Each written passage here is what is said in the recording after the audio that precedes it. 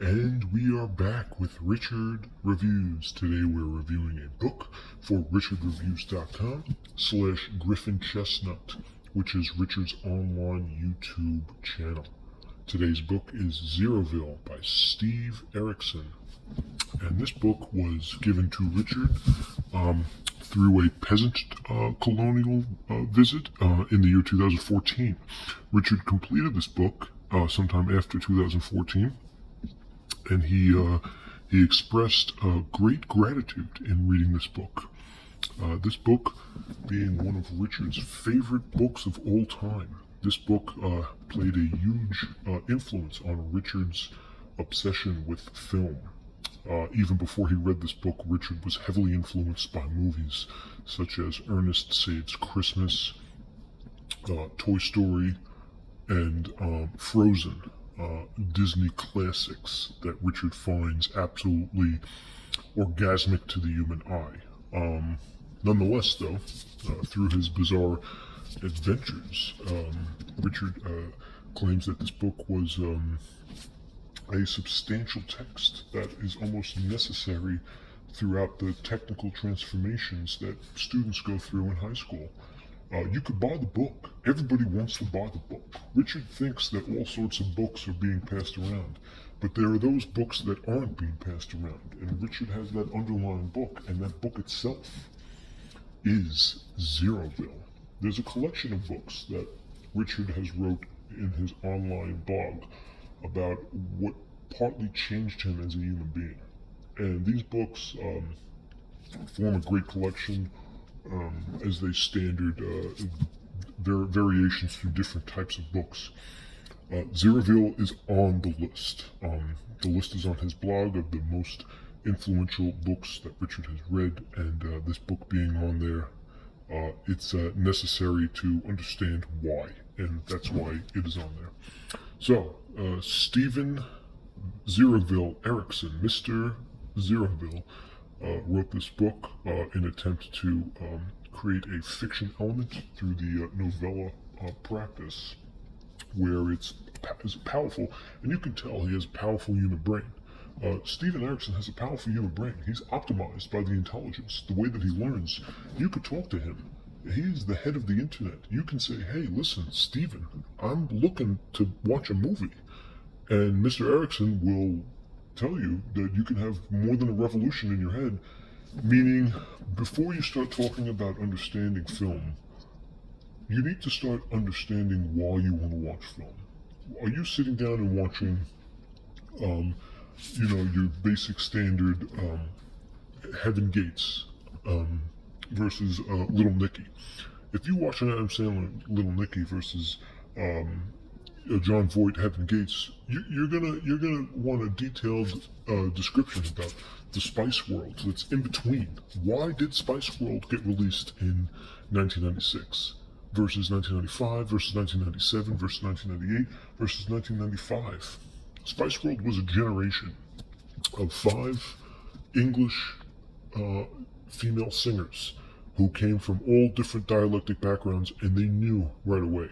The Spice Girls knew that they were meant for show business. And it wasn't their manager that thought that they had it in. The manager realized the difference in all of them and understood that if 5 different girls can get together, the Spice Girls can show it's okay to be any type of girl. And that's what Jerry Spice, Baby Spice, Sporty Spice, Scary Spice, and Posh Spice were able to accomplish in that fanatical transpiring event, which influenced many people to rewatch films such as Spice World. This piece right here, being one of Richard's favorites, we're going to take a look at the piece. This is Richard's piece. As you can tell on the cover, this is your main character, okay? And he has this evidently tattooed on the back of his skull. It's a little like Bronson from Tom Hardy, but a little bit more sci-fi, I guess you could say. So let's take a look at the piece. This is Richard's piece. It's a very good build. The wave is not strong here because the novel is crimson. Okay, good piece. You can see the edges are flat. Good cream. Decent size. Everything's in good condition. Decent size book too. Good length. Okay, this definitely will take an average reader some time to go through. Cream on all sides is nice in stature. Good cream, good cream. And on the side, Steve Erickson, Zeroville, and a chicken. And on the back, of course, this is your standard fiction back, which you want to have on your back of your book. It's the 18th century, people. The Enlightenment has just passed. This is what we're getting into. Now, this is your standard praise, and this is, of course, your price gauging. So down here we have fiction. Richard picked this up for a steal for $16 US Canadian, right above the barcode in the back. In the back center right, the barcode right in the back, in the back center right. This is what scholars are looking for. Richard got this for under $20. A secular dealing steal for Richard himself. Richard approves this book heavily. This book is heavily approved by Richard himself.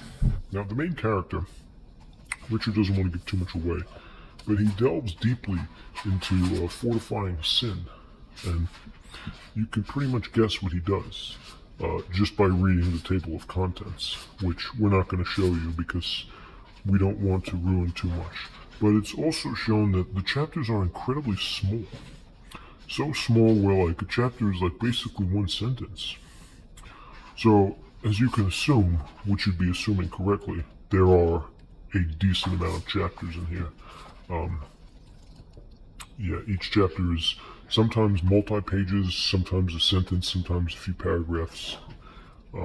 It's written that way on purpose to give you a sense of the cultivation that was brought to you by the